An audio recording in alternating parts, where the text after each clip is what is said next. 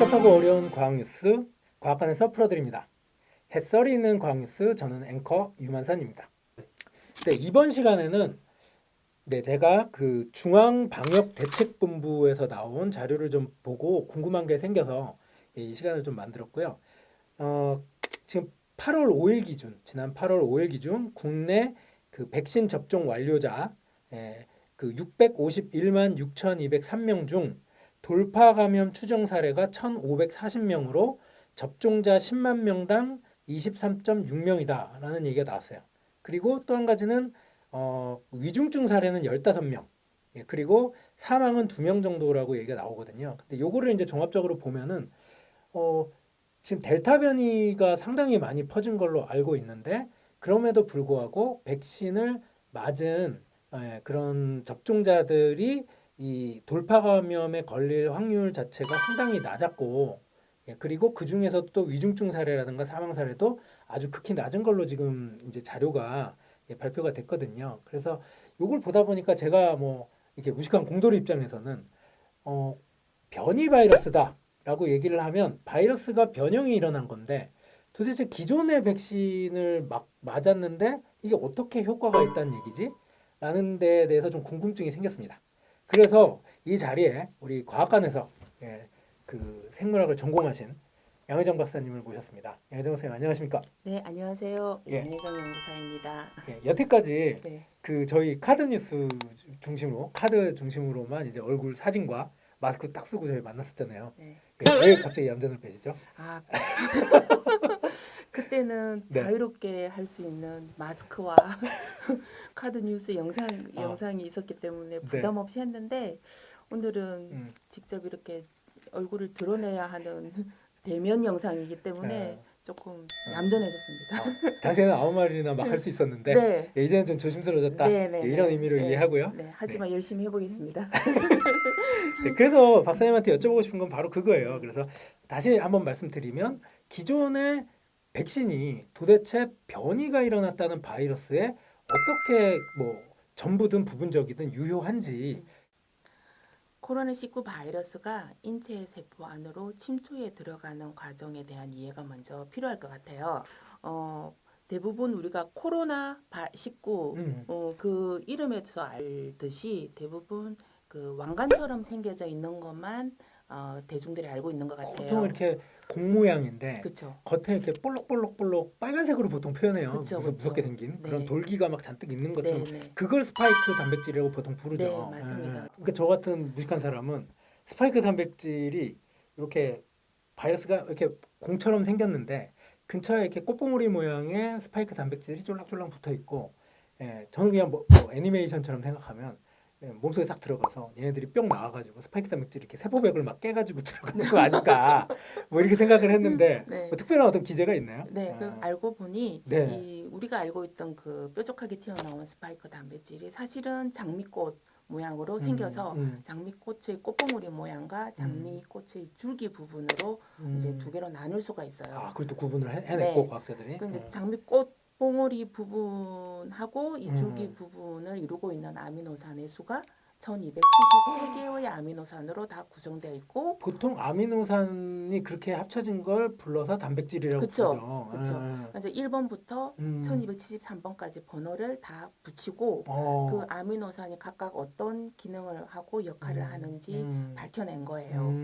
그래서 요 그 아미노산 구조를 보니 그 스파이크 단백질의 구조를 보니 주로 그 변이 바이러스하고 관련돼 있는 부분은 대부분 꽃봉오리 부분에 있는 영역이 많이 관여를 하게 된 거예요. 머리 부분. 머리 부분. 그러니까 머리 부분 중에서 이제 특히 ACE2 단백질 우리 몸에 있는 효소죠. 근데 이 ACE2 단백질이 그 스파이크 단백질에 달라붙어야만 그 바이러스가 우리 인체 세포 안으로 들어가는 문이 열리니까. 아, 그 ACE2 효소라는 게 인간의 세포 표면에 있는 표면에 달라붙어 있는 효소들인데 효소인데 사실은 인간 세포의 세포막을 관통하고 있는 막 단백질인 거예요. 아주 관문이네요. 어떻게 예, 보면. 관문이죠. 근데 이 ACE2 효소의 그 관문이 열려야만 이 우리 인체 세포질 내로 들어갈 수가 있으니까요. 그 바이러스의 유전 물질들이. 네네네.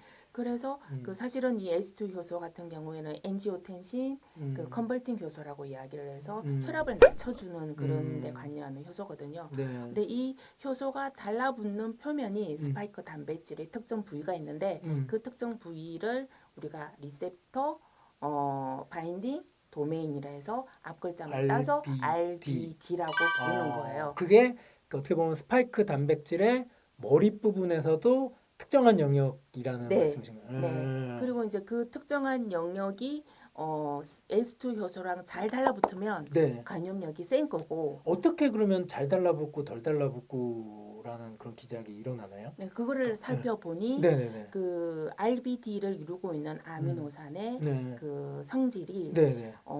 극성을 띠고 있다는 게 밝혀졌어요. 극성. 네.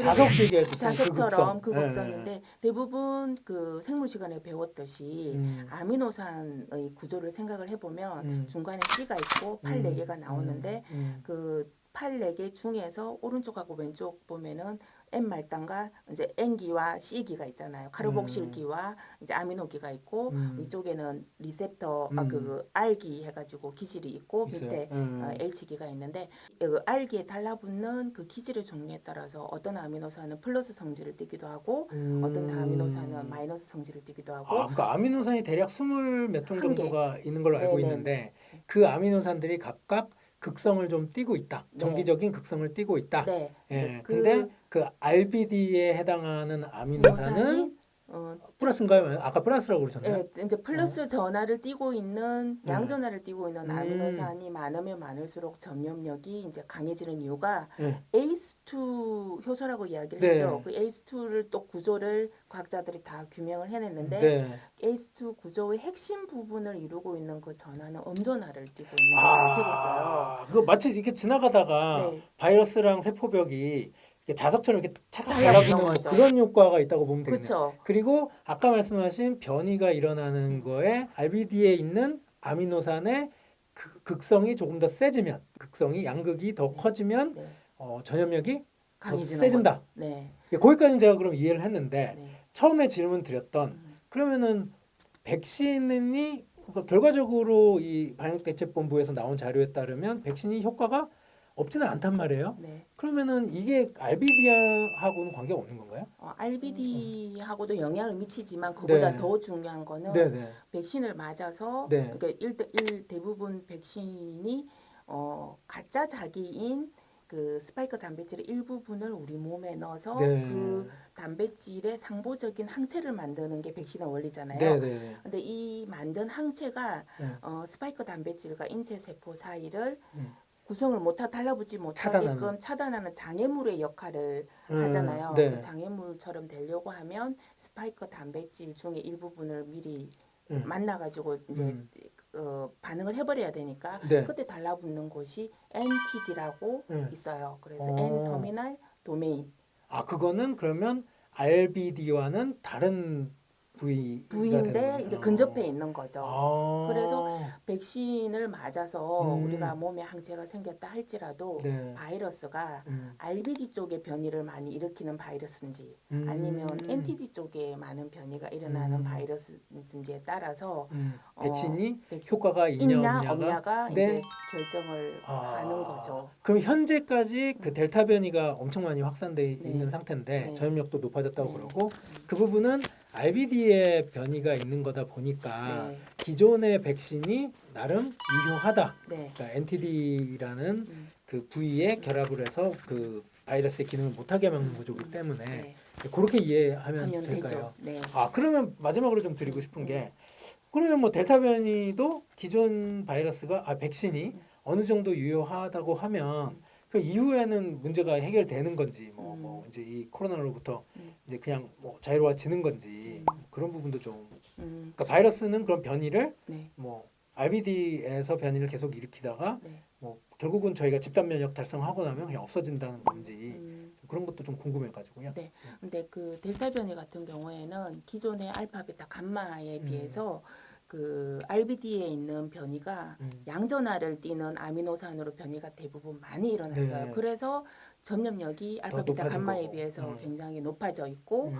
네, NTD의 일부 변이가 생기기는 했는데 그 NTD에 생긴 이 일부 변이가 생겼을지라도 네. 우리가 그 요 세 가지 그 생겨져 있는 그 RBD에 생겨져 있는 변이가 시너지 작용을 해서 훨씬 더 강력한 델타 변이를 이제 일으킨 거예요. 네. 그래서 이런 구조를 봤을 때 네. 그 전염력이 비록 강해진다 할지라도 네. NTD에 그 영향을 미치는 변이가 생기다 크지 않다면 크지 않다면 이제 이렇게 백신을 계속? 맞아서 우리 몸에 그 항체가 나오는 쪽으로 하는 게 훨씬 더 이익이다. 그래서 백신을 맞는 게 훨씬 더 우리의 그 방역에 위해서는 좋은 거다라고 생각합니다. 그럼 결과적으로 이게 정리하자면 기존 백신이 변이된 바이러스, 특히 델타 변이 바이러스에 있어서는 나름 유효하고 네. 그렇기 때문에 지금 이거 들으시는 분들이 변이 바이러스인데 기존 백신이 이게 먹는다는 게 무슨 소리야? 맞아? 맞는 말이야? 할 때 일정 정도 맞는 말이다. 그쵸. 그러니까 안 맞는 것보다는 네. 찾아가서 맞는 게 네. 훨씬 우리 집단 방역을 위해서도 좋고 네.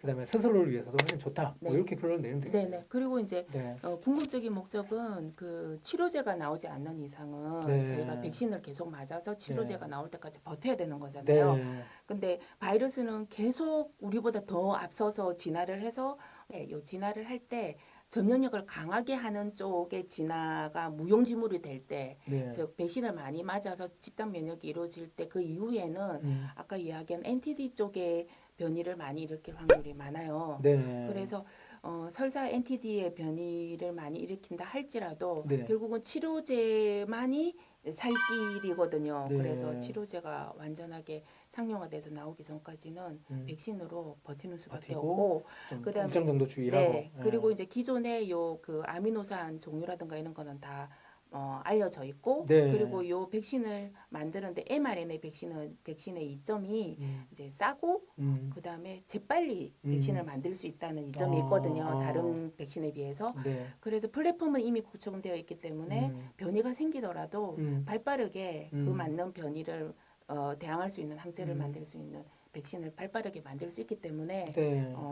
계속 부스터 샷을 맞아가면서 맞고, 치료제가 나올 때까지 버틸 수밖에 없습니다. 그리고 뭐 박사님 얘기 듣다 보면 어느 정도 작년에 저희가 이 비슷한 뉴스를 몇 번 할 때는 조금 많이 두려운 감이 있었죠. 네. 그러니까 사망률도 뭐 좀 올라가고 막 이런 게 있었는데 아까 뭐 말씀하셨던 심지어 그 바이러스의 스파이크 단백질의 1000개가 넘는 아미노산 구조가 거의 다 지금 이름까지 붙일 정도로 분석이 끝났고 그다음에 거기에 발빠르게 맞춰서 변이가 생기더라도 백신을 언제든지 개발해서 대량으로 생산할 수 있는 그런 플랫폼도 구축이 돼 있고 그다음에 뭐 일정 정도 지금 치료제에 대한 연구도 진행되고 있기 때문에 이런 뭐 바이러스에 대비해서 인간들이 이렇게 어떻게 보면 성을 쌓아놓은 것들이 어느 정도 이제는 정비가 된 그런 느낌이 좀 들어서 뭐 물론 주의는 해야 되겠고 집단 방역이 올 때까지는 집단 면역이 올 때까지는 그 주의해야 되겠지만 너무 또 막 두려워하거나 이럴 필요는 또 없다는 생각도 들고 그러네요. 네.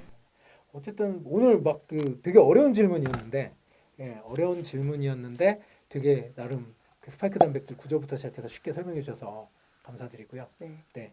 처음으로 이제 저희가 동영상으로 화상으로 지금 나오고 있거든요. 그래서 앞으로도 거절하지 마시고. 다음에는 안경 빼고 오겠습니다. 알겠습니다. 오늘 나와주셔서 감사드리고요. 저희는 다음에 또 다른 썰로 찾아뵙겠습니다. 감사합니다.